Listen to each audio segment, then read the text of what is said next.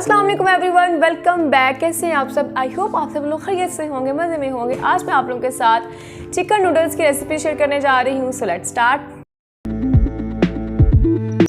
सबसे पहले हम नूडल्स को बॉईल कर लेंगे। तो यहाँ पे हमने 2 से 3 लीटर पानी ले लिया, उसे बॉईल कर लिया है और उसके अंदर हस्बे ज़रूरत नमक ऐड कर लेंगे, तकरीबन हाफ़ टेबल स्पून के करीब। और इसके साथ ही इसके अंदर हमने यहाँ पे नूडल्स ऐड कर लिए। मैंने यहाँ पे स्पैगेटी लिया है, तकरीबन 400 ग्राम के करीब है ये।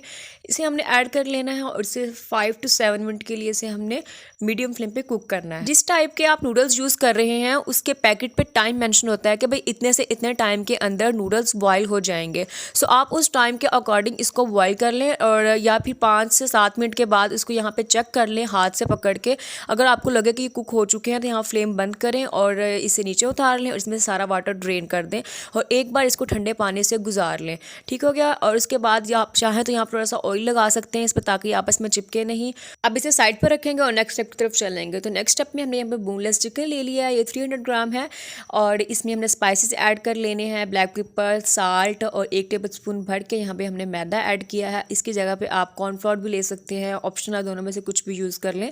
देन इसको हमने अच्छे से मैरिनेट करना है, अच्छे से मिक्स कर लेना है। मिक्स करने के बाद इसमें सॉसेस ऐड कर लेंगे। उसमें यहाँ पे सिरका मैंने ऐड किया है 1 टेबल स्पून और 1 टेबल स्पून के करीब इसमें हमने सोया सॉस ऐड कर लेना है। इसे भी अच्छे से मिक्स करके 10-15 मिनट का यहाँ पे स्टे देना चाहें तो दे लें रूम टेम्परेचर पे, अदरवाइज इसे ऐसे ही फ्राई कर लें। तो देन नेक्स्ट स्टेप में हमने यहाँ पे लो फ्लेम पे कढ़ाई रख ली, उसमें 2 टेबल स्पून घी ऐड किया है। मेल्ट हो जाए जैसे इसमें हमने 1 टेबल स्पून बारीक चॉप किया हुआ लहसुन ऐड कर लेना है। इसे हल्का सा फ्राई करना है और इसके अंदर हमने चिकन ऐड कर लेना है। चिकन को मैंने थोड़ी लंबी स्ट्रिप्स में काटा हुआ है, आप भी ऐसे ही काट लीजिएगा। अब इसे हमने लो मीडियम फ्लेम पे हल्का सा फ्राई कर लेना है। जैसे इसका कलर चेंज होगा तो इसमें हमने यहाँ पे थोड़ा सा ऑरेंज फूड कलर ऐड कर लेना है। अगर आप लोग मेरी रेसिपीज़ देखते हो, मुझे फॉलो करते हो, तो आप लोगों को पता होगा कि मैं हर चिकन की रेसिपी में थोड़ा सा ऑरेंज फूड कलर ज़रूर ऐड करती हूँ, इससे चिकन बहुत टेम्पटिंग लगता है। देन 2 टेबल स्पून इसके अंदर हमने पास्ता सॉस ऐड किया है। इसकी रेसिपी मैंने अपने चैनल पे दी हुई है, आप विजिट कर सकते हैं।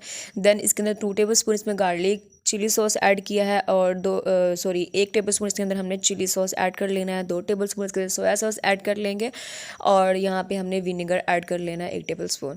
ठीक हो गया। अब इसे अच्छे से मिक्स कर लेंगे। फ्लेम हमने यहाँ पे लो मीडियम रखना है।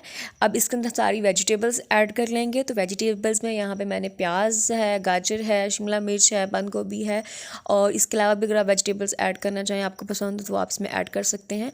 अब ये हमने लो मीडियम फ्लेम पे 1-2 बार चम्मच इसके अंदर हिलाना है, इसको पकाना है, नहीं इसको गलाने नहीं बैठ जाना। ठीक है, बस 1-2 बार चम्मच इसके अंदर हिला लेना है। अब देन इसके अंदर स्पाइसेस ऐड करेंगे। तो यहाँ पे 1 चम्मच भर के मैंने काली मिर्च का ऐड कर लिया है।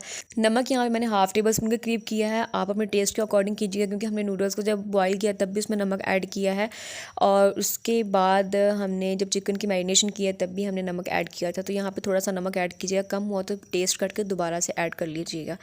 डन हो गया।